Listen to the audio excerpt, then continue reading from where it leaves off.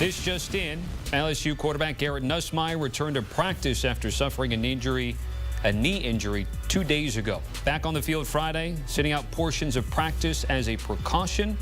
Here's Tigers head coach Brian Kelly after describing the injury as a tendinitis in his patellar tendon.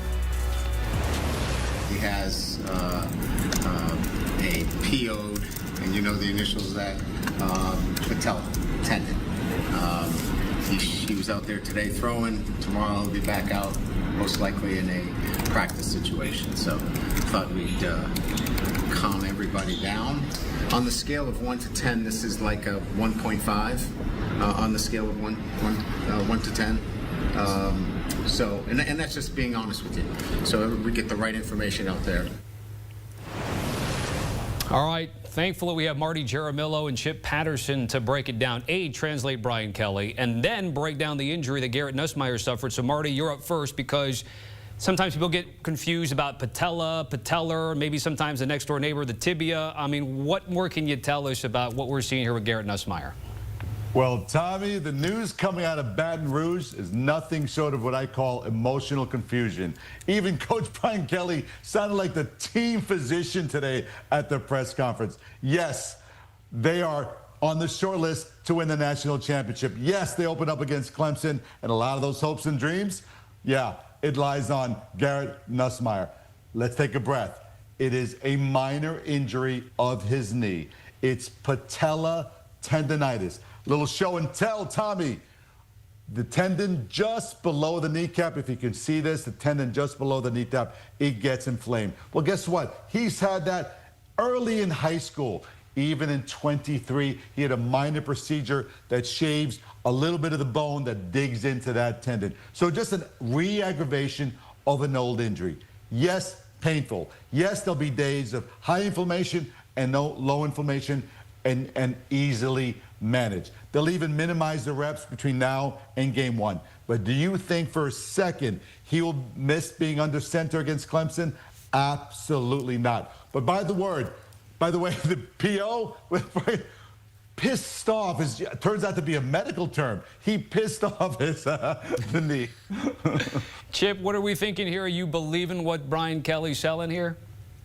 I'm concerned. I think it's worthy of overreaction, but not because of the medical side of this.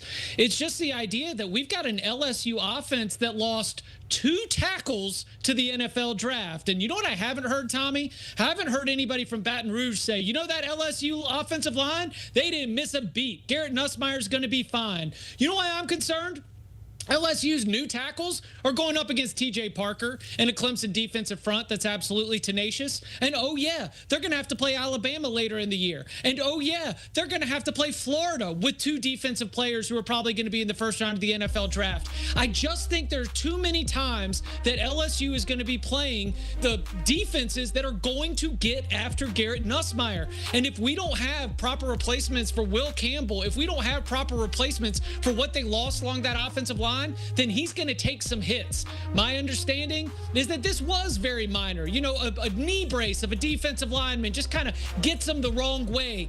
Well, you know what? That might happen again if this offensive line isn't good. And I don't like him missing time at all because we've got new wide receivers he needs to get on the same page with. So whether it's game 1, game 4, game 8, I've got a lot of concerns right now about this injury news. Chip, let me follow up because you've listed a lot of things that concern you. Obviously, also getting off to good starts has been a tough thing for Brian Kelly at LSU. How much do you think that hangs over the head given that they perhaps want to, if they wanted to hold back Garrett Nussmeier, still can't because of all the things you laid out and wanting to get off to a good start? Well, they put Clemson's logo in the weight room. It's like too far gone. Toothpaste is out of the tube there. They're trying to make this the mentality of everything leading into this game in Death Valley, the upstate South Carolina edition. And look, you're talking to somebody who has Garrett Nussmeier as his pick to win the Heisman Trophy. I am not rooting for this to become an issue, but I'm also acknowledging that given the way that this LSU offense is set up with all of the inexperience, they need their experienced quarterback out there. They are going to have him out there for Clemson. I agree with Marty 100%. But it is the lack of action between now and then that concerns me. Look, he said no to the draft. He wanted to come back to give it one more go down there in Baton Rouge. And Marty, let me just follow up with you in terms of pre-existing injury and then either limiting reps or minimizing things? Just take me through what we could potentially see for him moving forward here. Well, two things. I have to echo some of the concerns with Chip. Why?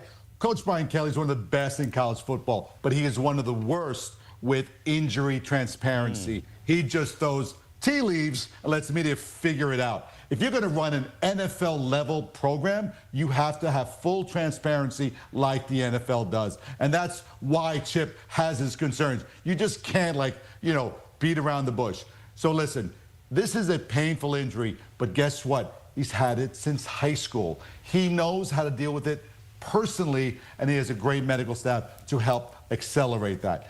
Minimizing reps, you know what, is a good thing in preseason, but to Chip's point, they do have to accelerate working with that first team. So it's a little bit of give and take, but he does have experience. We have, yes, some new players, but I really feel they're going to be able to catch up very, very quickly and keep them ready, get them ready for that first game. Okay. But Brian Kelly and his tea leaves, man, I can't handle it. It struck to me, I mean, you could have been a little more vague. He just straight up said 1.5 out of 10. I was like, okay, we'll wait and see how many people actually buy into that. Marty, thank you. Chip, thank you. Good conversation there on Garrett Nussmeier.